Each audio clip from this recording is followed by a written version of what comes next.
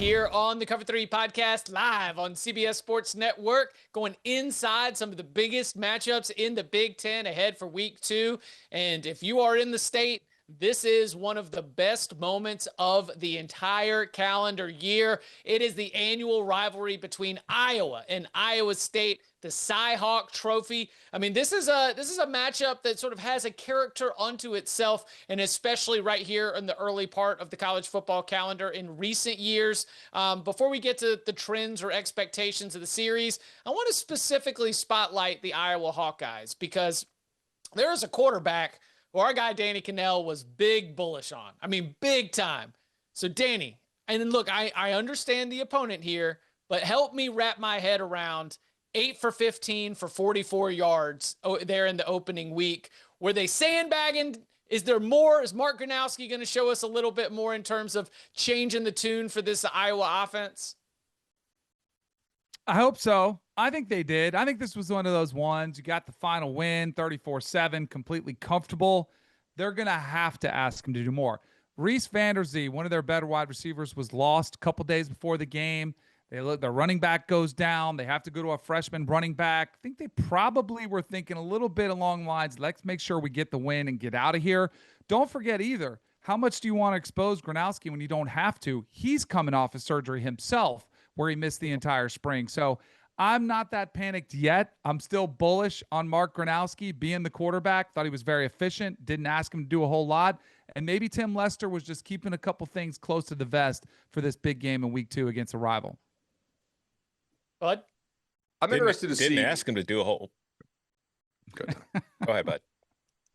I'm interested to see how this Iowa back 7 responds to an Iowa State offense that has looked okay throwing the ball so far. Obviously, they lost a lot of weapons to the NFL. Iowa's defensive line is still pretty nasty. We saw Iowa State's offensive line have kind of a pretty workmanlike performance in week 0 there in Ireland against Kansas State. But this will be a test. Like who is more ready right now? Some of the new players you have in the Iowa back 7, or these new Iowa State receivers. They brought in Sowell from East Carolina.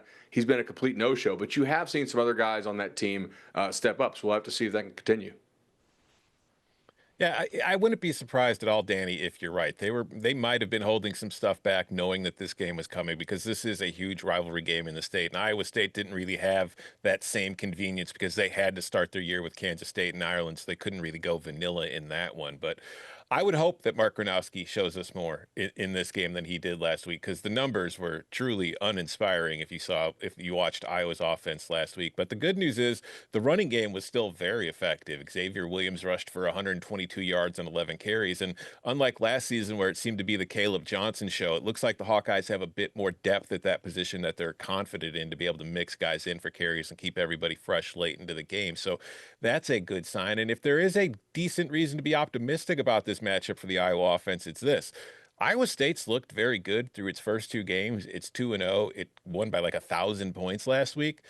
But I've seen Iowa State play twice now, and I still haven't seen a pass rush. Like, I don't know if it exists. There's really nothing to speak of as far as the production that they're getting on that side of the ball. So Gronowski should have plenty of time.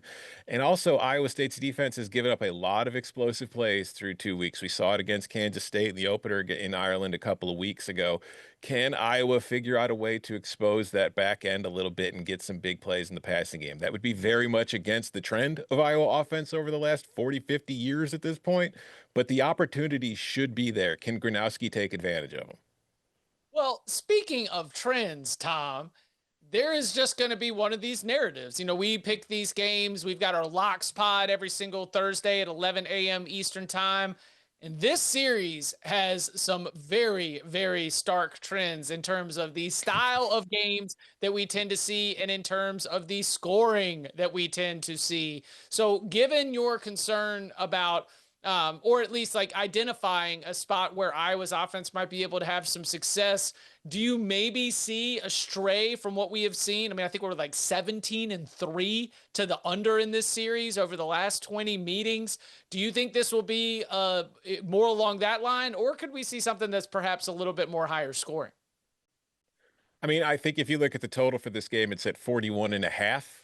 I wouldn't be surprised if you see an over. I think that, as I mentioned, this Iowa State defense has been pretty leaky. Again, like it was against Kansas State. It wouldn't shock me at all to see if Iowa was able to break some big explosive plays, because that's what Iowa did last year. That's pretty much what the entire offense was predicated on with Caleb Johnson. It would be 2-yard gain, 2-yard gain, 2-yard gain, bam, 70-yard touchdown run. That's how it worked. And then they were able to sprinkle in a bit more passing because of it. So I think that's going to be the game plan. I do wonder who's going to emerge at wide receiver or even tight end to be the guy that proves his ability to do so. But Iowa State's going to give you opportunities. And then on the flip side, I think Rocco Becht in this offense will be able to find some spots where they can get after this Iowa defense too. So I'm not going to sit here and tell you we're in for like a 38-35 kind of shootout, but I could see 27-20. Yeah, Tom, especially with number 95, Big Dom Orange in the middle there for Iowa State. That's a player we've been hyping for quite a while on this podcast. Iowa State finally got him in shape. He wrecked shop for sure against Kansas State, the big nose guard there for the Cyclones. If Iowa wants to stay committed to the run, they're going to have to find out a way to get him blocked. And that is a lot easier said than done. If you're Iowa State, after watching what Iowa did in the opening week, you're like, all right, yeah, maybe you guys can get that passing game to not awful status in 1 week. But we'll pay to see it. We've got the last 5 games: 2019, 20-13, 10-7, 27-17, and 18-17. Chip, I'm with you. I'm going with the trends. I'm going with the trends. I'm saying this game is still going to be one of those low-scoring defensive affairs. Again, I would love for Mark Gronowski to step up there and throw for 300 yards and light him up for a 40 burger.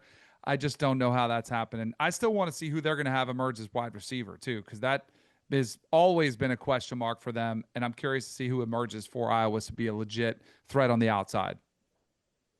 Yeah, I mean, that's incredible coming from Mr. Black is Due at the roulette table. I love that you're going to follow the trends on this one. All right, real quick here, about a minute here. Do you think Iowa State is good enough to win the Big 12? I say that as we were incredibly impressed with what Utah did, TCU's crimes that were committed on Monday night against North Carolina. Is Iowa State on that level with a Utah, with a TCU, or maybe even if you still believe in Texas Tech, though I don't know what we can take away. Danny first, do you believe that Iowa State's good enough to win the Big 12? I mean, it's impossible to say no, I don't think they are, because this conference is so evenly matched, but I don't think they're going to win it. Yeah. Like, I think they could. I think you could make the case. I'm a little bit worried about the defense. I'm a little bit worried. Rocco Becht is really good, and I've disrespected him a lot on here. I think he's a really good, maybe the most underrated quarterback in the country. But for my money, if I was placing on a team in the Big 12, I would put it on Utah. I would agree with that. If you look at this, they're not on the list of teams that you can just absolutely exclude as far as like there's no way they can win it. I think they are kind of on that list of teams that if they got considerably better in a few spots, receiver, the back end of the pass defense, they made it to the title game last year in this league. So I guess in theory they could win, but I don't look at them as one of the top 2 or 3 front runners just based on explosiveness we saw on the opening weekend and physicality that we saw as well, especially from Utah.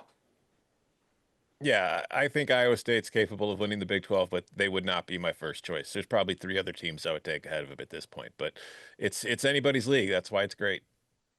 Yep. Saturday, noon Eastern time, Iowa State. This one's going to be in Ames. Check out the battle for the Cy-Hawk Trophy. Well, coming up on the other side, every single week, we like to leave you with a player to watch for the week ahead. Who have we identified in the Big Ten in week 2? We'll let you know, and more next.